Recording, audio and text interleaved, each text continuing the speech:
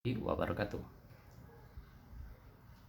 Semoga kesehatan, keselamatan, keberkahan selalu dilimpahkan kepada kita semua. Pada kesempatan ini, saya Jumanto dari PJJ Manajemen dengan nomor induk mahasiswa 2202010100260 akan mempresentasikan tugas terstruktur ujian akhir semester genap mata kuliah pasar dan lembaga keuangan dengan tema OJK dukung peningkatan peran sektor jasa keuangan selama 2022 dan perkuat daya tahan serta integritas pada 2023. Saya mulai dengan Bismillahirrahmanirrahim. OJK dukung peningkatan peran sektor jasa keuangan selama 2022 dan perkuat daya tahan serta integritas pada 2023. Seberapa besar peran yang dilakukan OJK dalam perkembangan sektor keuangan pada tahun 2022 dapat dilihat pada dua sisi. Yang pertama, indikator secara global dan umum dalam tren bahwasanya pengetatan kebijakan moneter global secara umum terus berlanjut.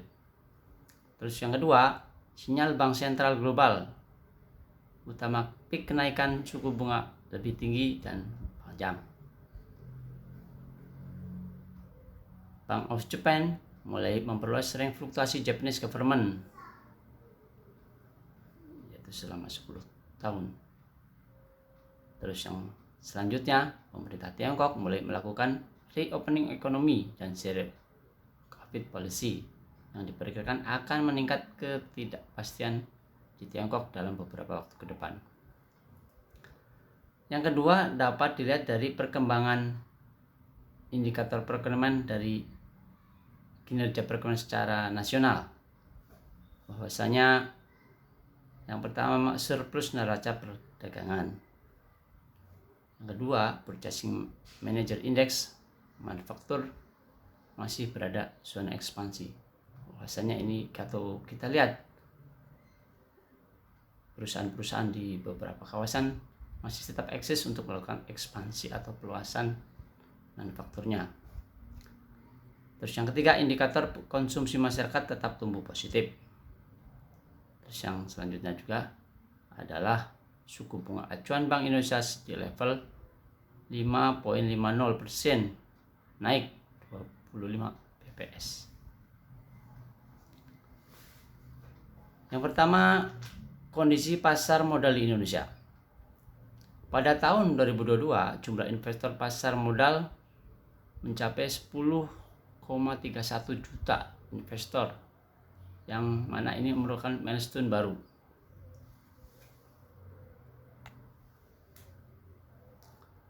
Yang kedua, dukungan kemudahan masyarakat mengakses instrumen pasar modal dan perluasan kanal distribusi terutama secara digital mendukung lonjakan pertumbuhan investor sebesar 37,68%. Terus yang selanjutnya, emiten baru tercatat sebanyak 71 emiten yang merupakan rekor tertinggi. Ini adalah merupakan rekor tertinggi jumlah emiten baru selama tahun 2022. Jadi dapat kita ambil suatu konklusi bahwasanya kinerja pasar modal pada tahun 2022 stabil dan terus menunjukkan kinerja yang positif. Yang kedua, kondisi perbankan di Indonesia. Ini pun mengalami kenaikan yang menunjukkan indikator yang baik. Ini dapat dilihat yang pertama, kredit perbankan November di bulan November 2022 itu tumbuh 11,16% dengan nominal kredit secara MTM naik sebesar 13,96 triliun menjadi 6.347,5 triliun. Terus yang kedua, dana pihak ketiga atau DPK tumbuh 8,78% year on year menjadi 7.974 triliun Dan ini utamanya didorong peningkatan oleh tabungan dan deposito. Terus yang ketiga, kredit restrukturisasi COVID-19 mengalami perkembangan positif dengan mencatatkan penurunan sebesar 13,27 triliun menjadi 499,87 triliun, dengan jumlah nasabah juga menurun menjadi 2,40 juta nasabah. Sehingga dapat disimpulkan bahwasanya kondisi perbankan tetap terjaga dan mendukung pertumbuhan ekonomi nasional, tetapi tetap perlu diwaspadai risiko di tengah ketidakpastian global. Ini adalah data yang memperkuat dari penjelasan yang tadi, bahwasanya yang pertama dari sisi kredit perbankan itu pada November 2022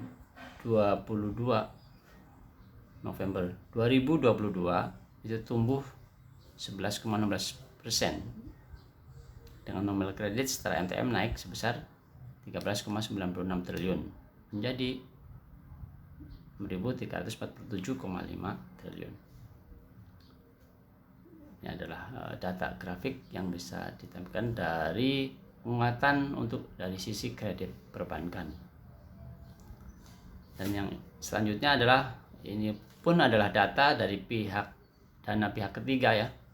Bahwasanya dana pihak ketiga atau DPK tumbuh 8,78% menjadi 7.974 triliun. Ini utamanya didukung oleh peningkatan tabungan dan deposito. Yang selanjutnya ini mengenai rasio kinerja perbankan selama tahun 2022.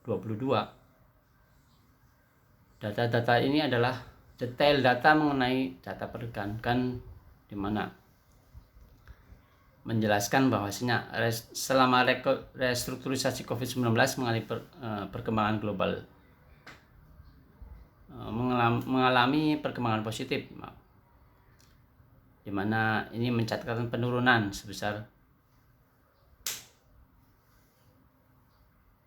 13,27 triliun menjadi 499,87 triliun, dengan jumlah nasabah juga menurun menjadi 2,40 juta nasabah. Terus yang ketiga, kondisi industri keuangan non-bank atau INKNB di Indonesia, di mana pada tahun 2022 industri keuangan non-bank tetap tumbuh.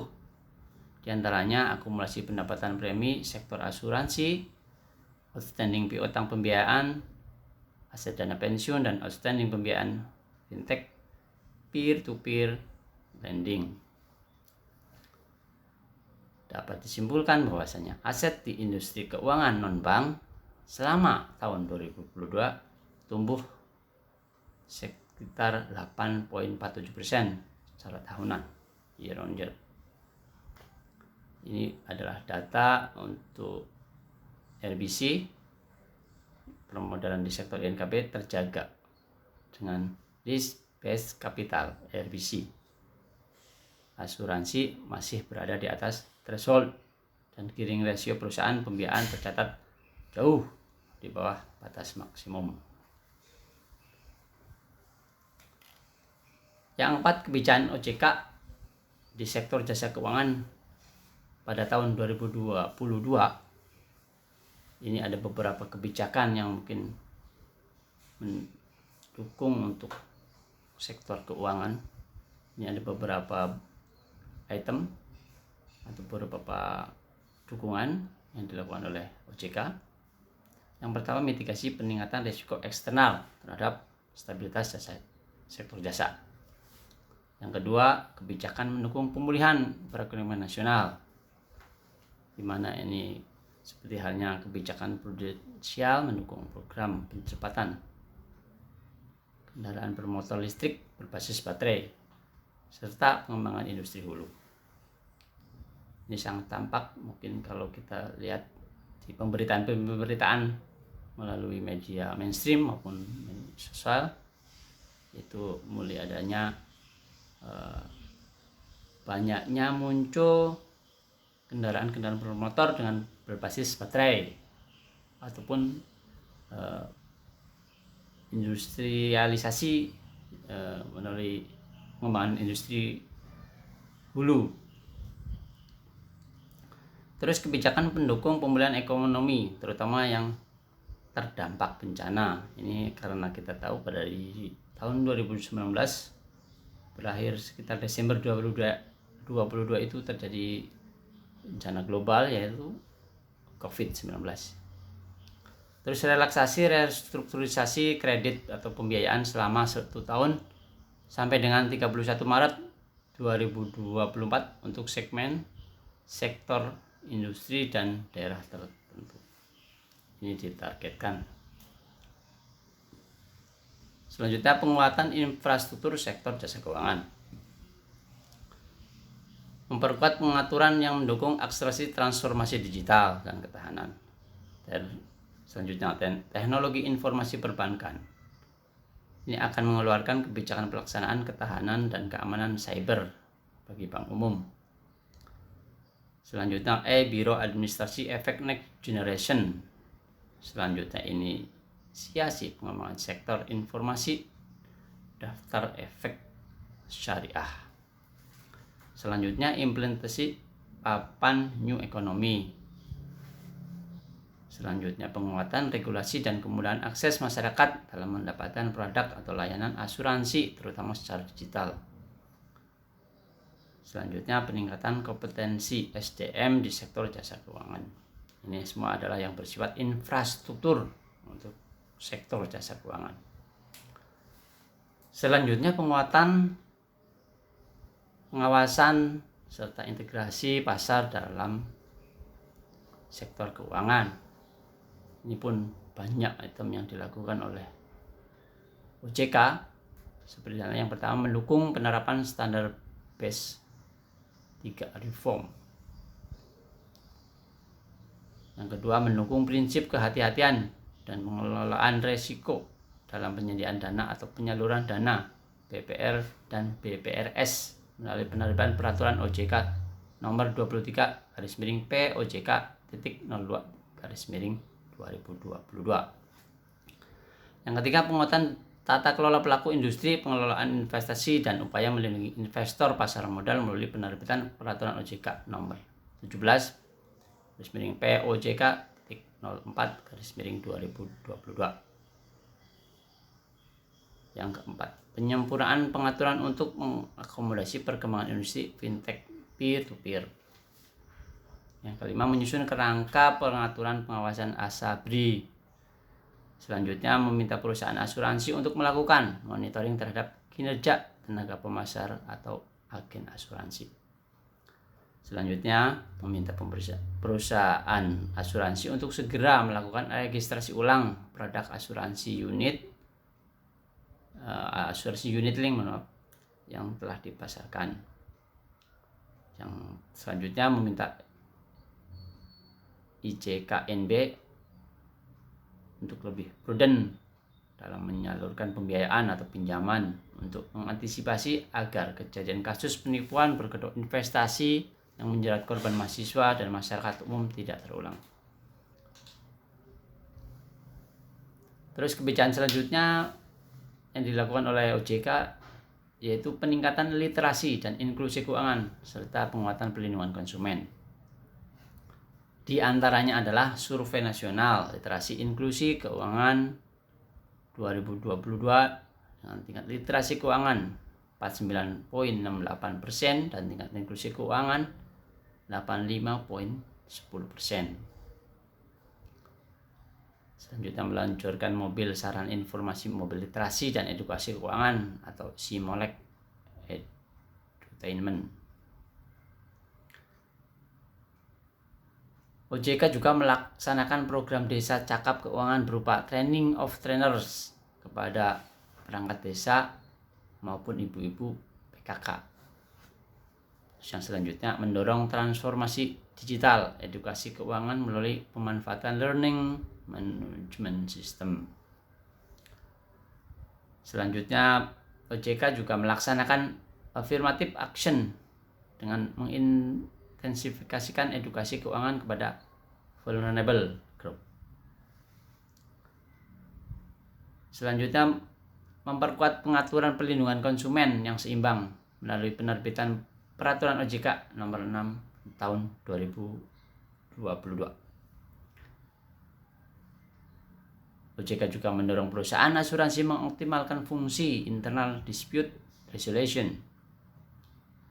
Dan yang terakhir, OJK meningkatkan awareness terkait investasi dan kegiatan pasar modal yang sehat serta mencegah kerugian masyarakat melalui literasi dan edukasi yang berkelanjutan.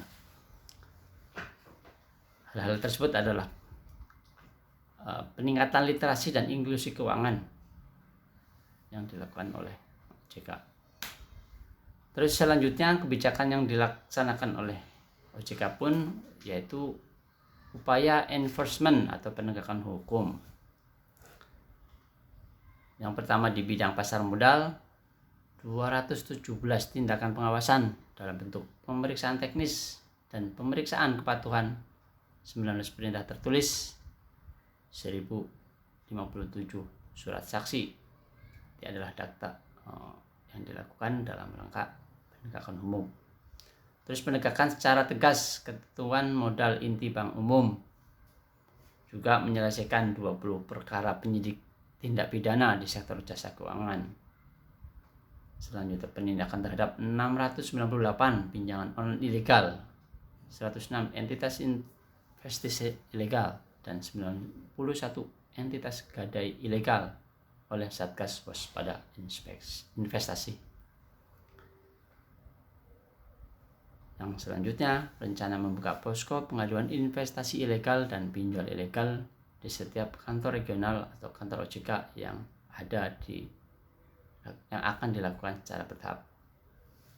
Jadi ini adalah kerja-kerja real yang dilakukan oleh OJK dalam rangka untuk penegakan hukum atau enforcement.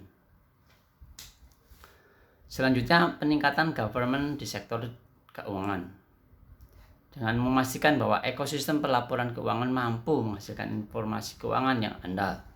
3 lines model di SJK berjalan efektif melalui governance, risk, and compliance yang terintegrasi. Persiapan penerapan PSAK 74 di sektor usaha asuransi sesuai roadmap dan peran para profesional bidang GRC di SJK sebagai pilar utama penguatan integritas berjalan dengan efektif. Selanjutnya membuka steering committee persiapan penerapan PSAK 74. Selanjutnya penerbitan peraturan OJK nomor 14 POJK 04/2022. Selanjutnya memastikan bahwa upaya pencegahan korupsi di sektor jasa keuangan berjalan dengan efektif. Dan selanjutnya komitmen melakukan berbagai upaya untuk menjaga tata kelola organisasi dan akan terus dilakukan dan ditingkatkan pada tahun-tahun berikutnya. Kebijakan selanjutnya mengenai dukungan terhadap inovasi keuangan digital, di mana sekarang ini adalah era digital ya. Bahwasanya OJK yang pertama menyelenggarakan rangkaian kegiatan 4 tahun Indonesia Fintech Summit IFS dan Bulan Fintech Nasional, dan meluncurkan inisiatif seperti chatbot OJK, modal literasi keuangan digital, topik customer service channel, dan program capacity building Subtech dan Regtech OJK. Dari semua itu, kebijakan yang telah dilakukan oleh OJK itu dapat kita simpulkan bahwasanya OJK terus mencermati perkembangan perekonomian di sektor keuangan di 2023, dampak berakhirnya pandemi COVID-19, dan terus mempersiapkan respon kebijakan yang terukur dan tepat waktu. Yang kelima, program edukasi dan perlindungan konsumen 2022. Edukasi keuangan secara masif melalui tatap muka, offline, daring atau online, learning management system, dan media sosial. Data yang diperoleh dari beberapa literasi, OJK telah melakukan edukasi keuangan selama tahun 2022 itu tercatat 1.897 dengan 9,1 juta peserta. Yang selanjutnya inklusi keuangan, selanjutnya 482 tim percepatan akses keuangan daerah PPAKD sebanyak 1.360 program kerja. Dan terdata juga bahwasanya terdapat pengaduan mengenai perlindungan konsumen itu sebanyak 14.764. Tidak hanya itu, OJK juga melakukan kegiatan periklanan mengenai adanya perlindungan konsumen itu sebanyak 17.960 iklan. Dapat disimpulkan bahwasanya OJK terus melaksanakan program edukasi keuangan secara masif, langkah yang baik dan sistematis untuk menjalankan langkah dan kebijakan yang sedang dan akan dilakukan. Dari semua pemaparan di atas, dapat saya simpulkan ini hanya bersifat opini kebijakan OJK di sektor jasa keuangan tahun 2022, bahwasanya opini yang dapat saya ambil mengenai kebijakan OJK sektor jasa keuangan itu dapat disimpulkan menjadi 5 prioritas. Yang pertama, mendorong pembiayaan ke sektor komoditas sesuai prioritas pemerintah, termasuk kendaraan bermotor listrik berbasis baterai dari hulu sampai ke hilir dengan memberi insentif bersama. Yang kedua, mempercepat pembentukan cadangan kredit. Yang ketiga, mendukung pengembangan ekonomi baru dengan melakukan skema pembiayaan berkelanjutan di industri jasa keuangan. Yang keempat, memperluas akses keuangan kepada masyarakat. Dan yang kelima, memperkuat kebijakan transformasi digital di sektor jasa keuangan. Sehingga dapat disimpulkan bahwasanya OJK melaksanakan kebijakan dan usaha yang terukur dan sistematis telah ditinjau dan dianalisis sehingga dapat dikatakan berhasil bagi Indonesia untuk menjaga stabilitas sektor jasa keuangan, bahkan berhasil melakukan pemulihan ekonomi pada masa pandemi COVID-19 yang mana tidak semua negara di dunia ini dapat berhasil untuk menyelesaikannya dengan baik. Baik, terima kasih. Mungkin itu yang bisa disampaikan. Kurang lebihnya mohon maaf.